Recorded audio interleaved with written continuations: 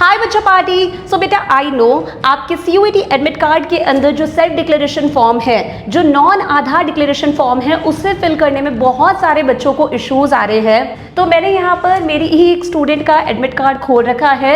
मैं इसी के थ्रू तुम्हें बताऊंगी कि किस तरह से तुम्हें सेल्फ डिक्लेरेशन फॉर्म फिल करना है, नॉन आधार डिक्लेरेशन फॉर्म फिल करना है। सो आ जाओ फटाफट। तो बेटा आपके एडमिट कार्ड के अंदर टोटल 4 पेजेस गिवन है। पेज 1 की हम बात करते हैं। पेज 1 में तुम्हारे पास में इस तरह से रोल नंबर गिवन होगा, कैंडिडेट्स नेम गिवन होगा, एप्लीकेशन नंबर, सारी की सारी बेसिक डिटेल्स गिवन होंगी।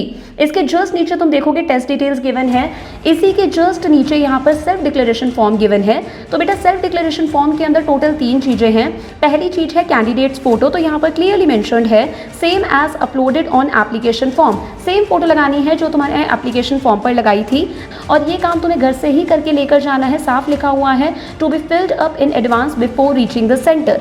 सेकंड आता है candidates left hand thumb impression. आपके लेफ्ट हैंड का थंब इम्प्रेशन यहाँ पर लगाना है आपको इस तरह से।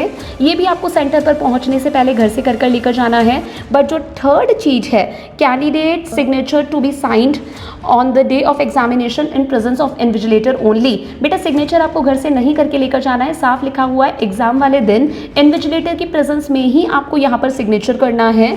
तो ये जो फर्स्ट पेज है यहाँ से लेकर यहाँ तक का सेल्फ डिक्लेरेशन के एंड तक का एक ही शीट पर निकालना है, अलग अलग शीट पर नहीं निकालना है। देन सेकंड पेज आता है इंस्ट्रक्शंस का, जो किसी को कैरी नहीं करना, बस इंस्ट्रक्शंस को अच्छे से रीड कर लेना। थर्ड पेज आता है हमारे पास में इंपॉर्टेंट एडवाइजरी का। अगेन किसी को भी कैरी नहीं करना, बस अच्छे से पढ़ लेना।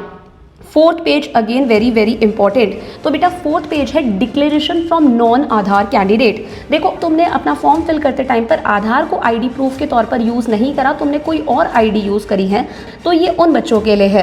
तो बेटा इसको फिल करना बहुत आसान है। इसके अंदर हमारे पास में क्या क्या गिवन है, यहाँ पर तुम्हारा खुद का नाम आएगा, यहाँ पर फादर का नेम आ जाएगा, इधर मदर का नेम आ जाएगा।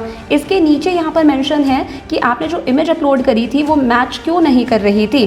तो मैच क्यों नहीं करी थी, उसके पीछे के रीजंस कौन से हैं वो आपको टिक करना है। कि ब्लैंक इमेज अपलोड हो गई थी तो इसको टिक कर देना, इनकरेक्ट इमेज थी इसको टिक कर देना, या फिर कोई भी अदर रीजन था, यहाँ पर अपना रीजन क्लियरली लिख देना।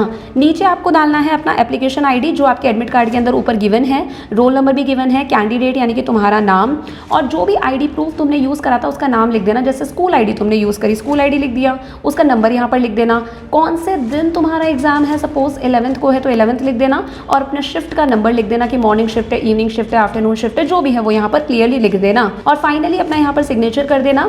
और बेटा इसी के साथ में फोटो मिसमैच वाला इशू अगर आपका था तो आपके एक फोटो वेरिफिकेशन सर्टिफिकेट भी तुमने डाउनलोड करा होगा, जिसको तुमने स्कूल प्रिंसिपल से साइन करवाया। वो फोटो वेरिफिकेशन सर्टिफिकेट तुम्हें ज़रूर लेकर जाना है अपने साथ में।